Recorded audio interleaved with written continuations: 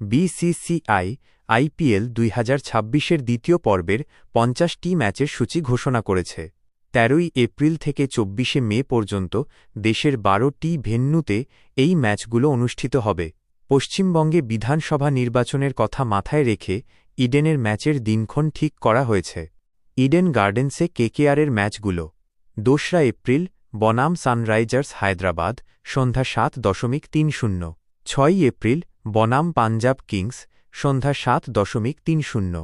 9 April বনাম Lucknow super giants সন্ধ্যা 7:30। 19 April বনাম Rajasthan Royals দুপুর 3:30। 16 মে বনাম গুজরাট টাইটান্স সন্ধ্যা 7:30। 20 মে বনাম মুম্বই ইন্ডিয়ান্স সন্ধ্যা 7:30।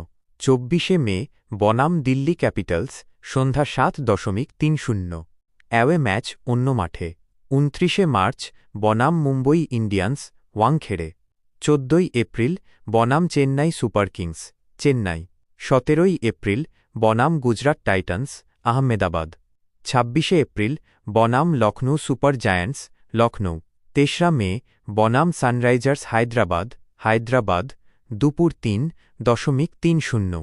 8 মে বনাম দিল্লি ক্যাপিটালস দিল্লি। 13 মে বনাম রয়্যাল চ্যালেঞ্জার্স বেঙ্গালুরু রায়পুর।